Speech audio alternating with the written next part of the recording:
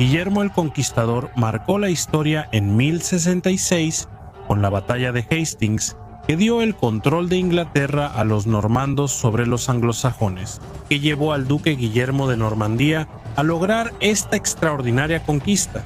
¿Quién era antes de ser rey conquistador y cómo surgió el ducado de Normandía? Para crear una generación de conquistadores y aventureros que tomarían tierras en el Mediterráneo, hoy en Historia de las Cruzadas Reales veremos el ascenso de Guillermo el Conquistador, duque de Normandía.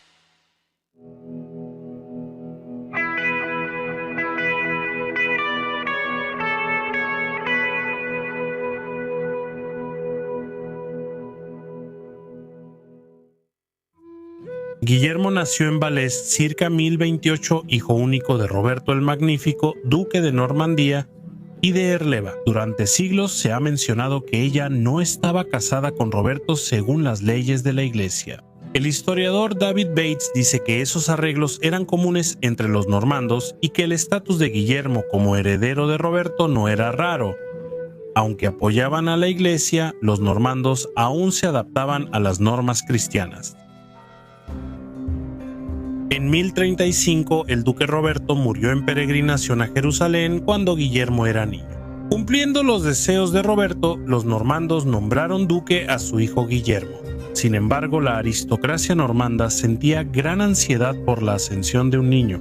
El cronista Guillermo de Malmesbury, al recordar estos hechos, citó el conocido pasaje de Eclesiastés: «Ay de la tierra cuyo rey es un niño». El conde Gilberto de Brión, pariente de Guillermo, fue designado guardián principal del joven duque. Sus protectores buscaron mantener la estabilidad. En la década de 1040 muchos nobles resolvían sus rivalidades con guerras privadas, y los representantes del joven duque tenían poco poder para frenarlos. La violencia alcanzaba la corte ducal.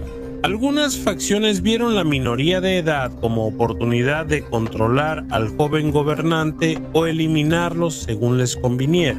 Gilberto de Brión fue asesinado a los pocos meses de asumir su cargo. En la década de 1040, un asesino entró en los aposentos del joven duque y mató a Osborne, el mayordomo y principal guardián de Guillermo. Algunos relatos dicen que Osborne fue apuñalado hasta morir en la alcoba de Guillermo mientras dormía. Solo podemos imaginar el impacto que estas experiencias tendrían en un niño pequeño. Guillermo aprendió rápidamente que había nacido en un mundo de crueldad, que para sobrevivir necesitaba descubrir su propia crueldad. Sobre todo juró que algún día, como su padre, impondría el orden mediante un gobierno fuerte. Para la supervivencia del joven Guillermo fue crucial la presencia continua en la corte de su madre, Herleva, y de sus parientes masculinos. Herleva, inteligente y decidida, protegía ferozmente a su hijo. Algunos relatos dicen que Walter dormía junto a su sobrino para cuidarlo, y a veces tenía que huir con él de noche para protegerlo. Después, Guillermo elogió lo que hizo la familia de su madre en esos años difíciles. Guillermo de Jumieje resume la agitación de este periodo. Durante la minoría de edad de Guillermo, muchos de los normandos, renunciando a su lealtad hacia él, levantaron terraplenes en muchos lugares y construyeron para sí mismos los castillos más fuertes. Cuando se sintieron así lo suficientemente seguros, varios de ellos se rebelaron de inmediato e infligieron una cruel destrucción al país. Sin embargo, incluso siendo joven, Guillermo comenzó a imponer su autoridad. Demostró ser capaz de comandar expediciones armadas y sometió a los vasallos rebeldes a pesar de la insurrección. El historiador David Douglas señala que el joven Guillermo se benefició de muchas de las estructuras eficaces desarrolladas por el difunto Roberto y otros duques normandos anteriores. La mayoría de los nobles y la jerarquía eclesiástica apoyaban firmemente a Guillermo y su círculo cercano. Aunque la violencia contra la minoría de Guillermo es impactante, el historiador David Bates advierte que no debemos ver este periodo solo como caos. La alta nobleza normanda competía por el control del ducado bajo un estricto código de honor que limitaba la brutalidad. Bates lo llama violencia estructurada culturalmente. Por ejemplo, Bates menciona el asesinato de Osborne el mayordomo cometido por Roger de Montgomery, hijo de un noble. Los tutores de Guillermo expulsaron a Roger de Montgomery de las tierras otorgadas por el difunto duque Robert. El hijo de Roger mató a Osborne.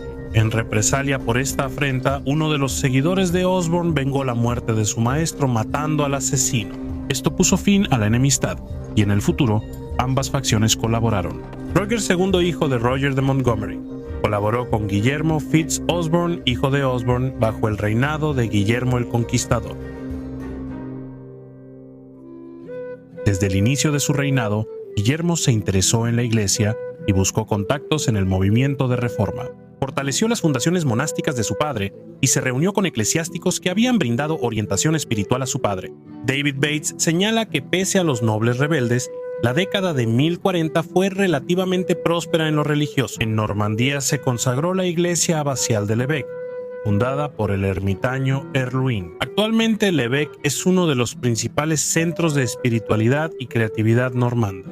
Guillermo tomó medidas para mantener el orden público, apoyar monasterios, restaurar propiedades perdidas en la era vikinga y atender peticiones.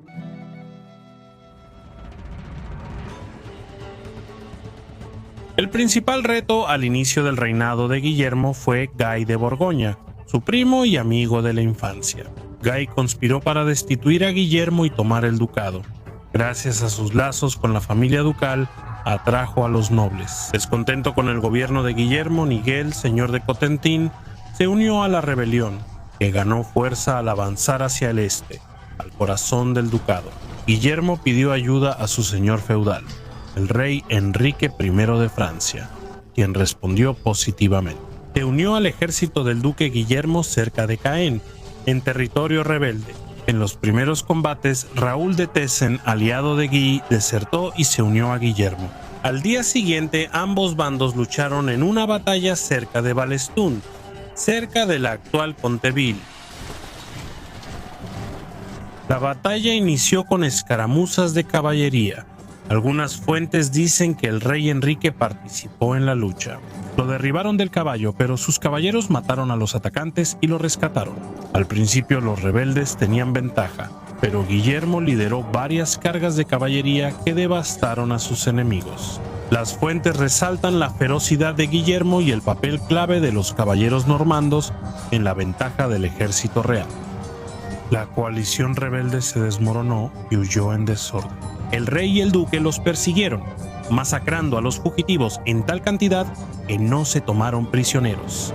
La masacre tras la batalla no seguía las convenciones de la época. Los ejércitos ganadores solían capturar enemigos para que sus familias los rescataran, pero Guillermo parecía mostrar la furia de sus ancestros vikingos. El día de la batalla, tras calmarse la tormenta, Guillermo fue más misericordioso.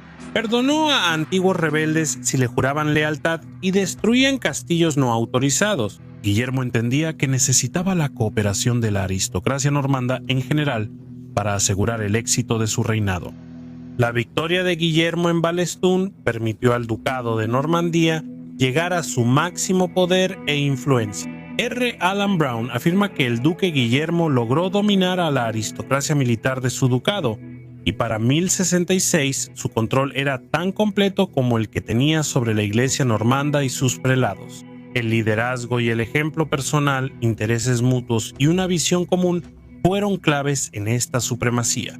Ningún aspecto del poder ducal de Guillermo impresiona más que su habilidad para hacer o deshacer magnates, quienes compartían el señorío del ducado con él.